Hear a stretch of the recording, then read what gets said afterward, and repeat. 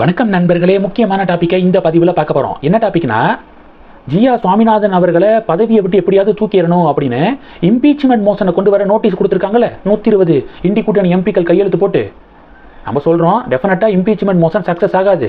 ஏன்னா 2/3 ஸ்பெஷல் மெஜாரிட்டியில் அது ஜெயிக்கணும். 2/3 ஸ்பெஷல் மெஜாரிட்டினா இண்டி கூட்டணிக்கு 362 எம்பிக்களுடைய ஆதரவு வேணும்.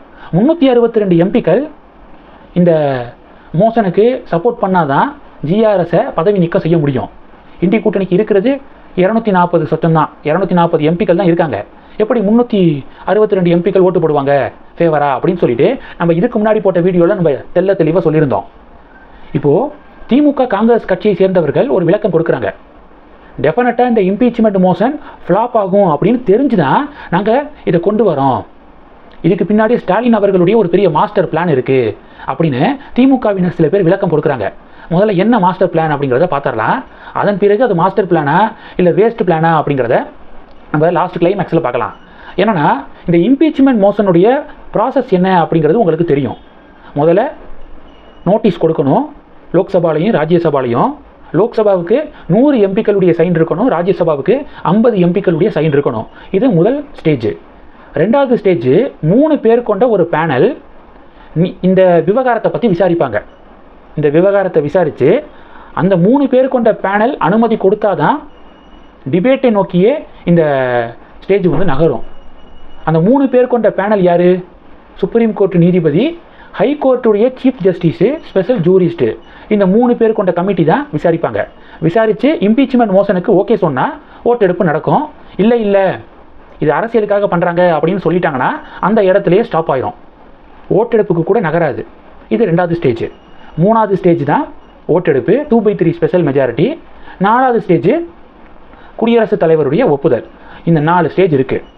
இப்போ திமுக என்ன பிளான் பண்ணுறாங்கன்னா, ஓட்டெடுப்பில் தான் ஃப்ளாப் ஆயிடுவோம், ஃபெயில் ஆயிடுவோம். ஓட்டெடுப்புக்கு முன்னாடி ப்ராசஸ் அந்த 3 பேர் கொண்ட பேனலு எப்படியும் ஓகே சொல்லி இதை ஓட்டெடுப்புக்கு கொண்டு போவாங்க.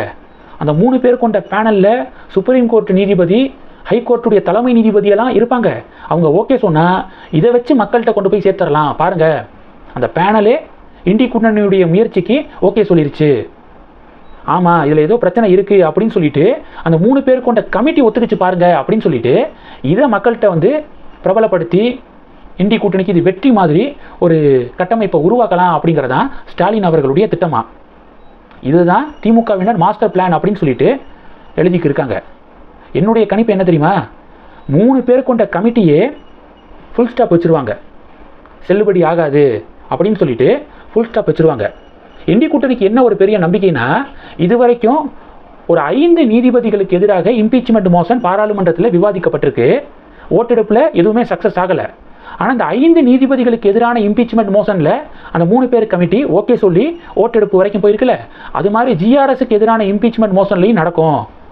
அந்த கமிட்டி ஓகே சொல்லிடுவாங்க அப்படிங்கிறத அப்படி யோசிச்சுட்டு இருக்காங்க. ஆனால் பிரச்சனை என்னன்னா, இதுக்கு முன்னாடி அந்த குற்றம் சாட்டப்பட்ட நீதிபதிகள்லாம் எந்த சார்ஜஸ் அடிப்படையில் குற்றம் சாட்டப்பட்டாங்க தெரியுமா?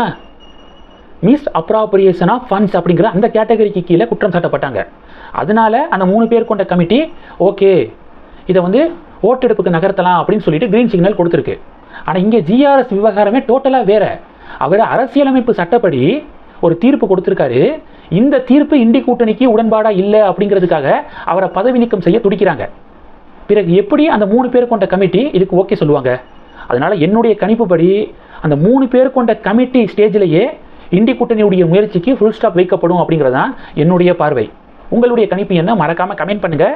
தொடர்ந்து கணக்கில் இருங்க. அடுத்தடுத்து நிறையா பதிவுகளை பார்க்க போகிறோம். மாஸ்டர் பிளான் அப்படின்னு உடன்பிறப்புகள் நம்பிக்கை தெரிவிக்கிறாங்க. ஆனால் இது வேஸ்ட் பிளானாக தான் இருக்கும் அப்படின்னு நான் நினைக்கிறேன். உங்களுடைய கமெண்ட் என்ன? நீங்கள் கீழே சொல்லலாம். இந்த டாப்பிக்கை பற்றி உங்களுடைய பார்வைகளை மறக்காமல் கமெண்ட் பண்ணுங்கள். தொடர்ந்து கணக்கில் இருங்க. அடுத்தடுத்து நிறையா பதிவுகளை பார்க்க போகிறோம். நன்றி. ஜெய் ஹிந்த்.